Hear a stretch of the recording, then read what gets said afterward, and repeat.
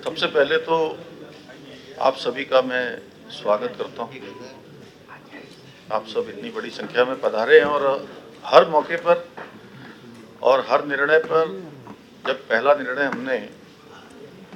पहली मंत्रिमंडल की बैठक में किया था उस समय भी, और मुझे याद है 12 फरवरी 2022 को उत्तराखंड विधानसभा के आम चुनाव से ठीक 2 दिन पहले मैंने अपनी पार्टी की तरफ से उत्तराखंड की देवतुल्य जनता के सामने ये प्रस्ताव और ये संकल्प हमारी पार्टी का प्रस्तुत किया था कि नई सरकार के गठन होते ही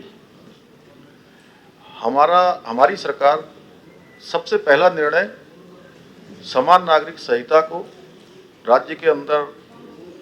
लागू करने और विधेयक के रूप में लाने के लिए हम पहला निर्णय लेंगे।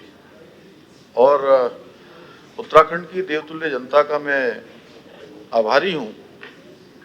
अगर मुझसे बार बार अनेक स्थानों पर मैं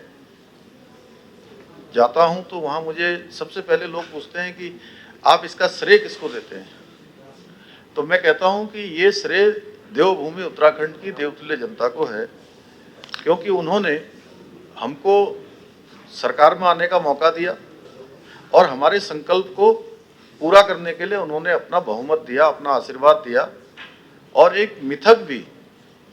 उत्तराखंड राज्य के अंदर जो बना हुआ था, उस मिथक को भी तोड़ने का काम देवभूमि उत्तराखंड की जनता ने किया कि हर बार के चुनाव में यहाँ सरकार परिवर्तित हो जाती थी। पहली बार 22 सालों में राज्य स्थापना के बाद पहला आम चुनाव ऐसा था जिस चुनाव में लगातार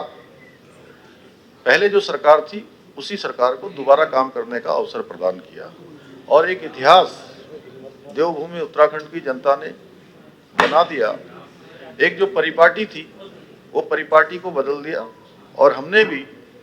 जो संकल्प लिया था, देवभूमि ने जिस काम के लिए हमको मौका दिया था, हमने वो काम सबसे पहले ही कैबिनेट में यही निर्णय लिया कि हम इसको लागू करने के लिए एक विशेषज्ञ समिति की कमेटी बनाएंगे और सेवानिवृत्त न्यायाधीश रंजना प्रकाश देसाई जी की अध्यक्षता में हमने कमेटी बनाई थी। उस कमेटी ने हमको अपनी रिपोर्ट सौंपी और रिपोर्ट सौंपने के बाद 6 फरवरी को विधानसभा में ये प्रस्ताव प्रस्तुत किया गया। उस पर चर्चा हुई,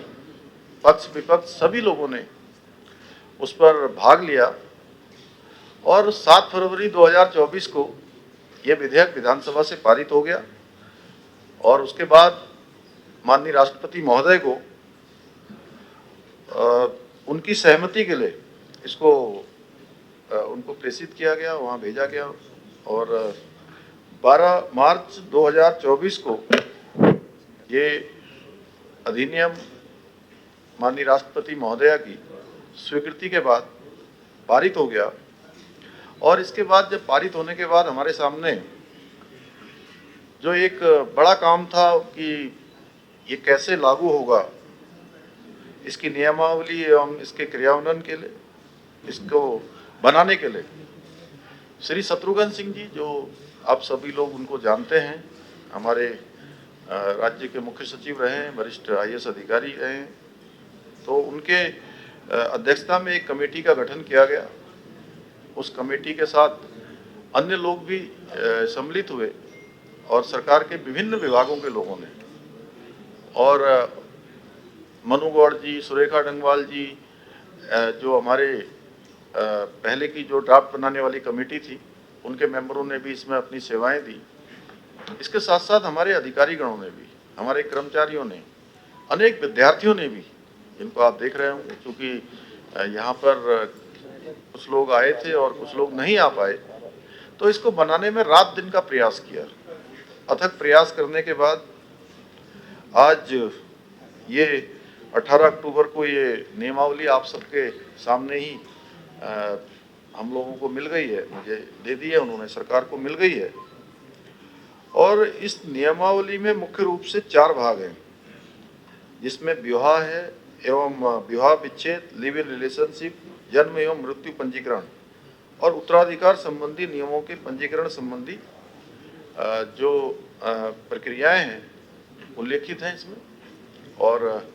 जल्दी ही हम इसमें मंत्रिमंडल की बैठक करेंगे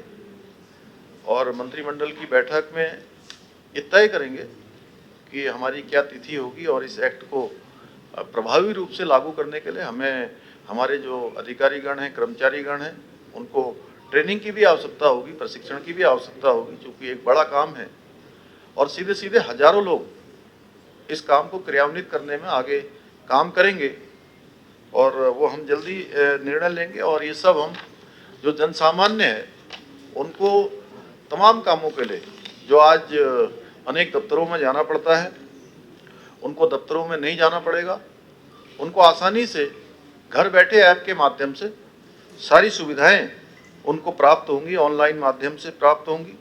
और इसके लिए एक मोबाइल ऐप भी तैयार किया गया है, उसको भी जल्दी में चलन में लाएंगे। कुल मिलाकर ये है कि ये जैसा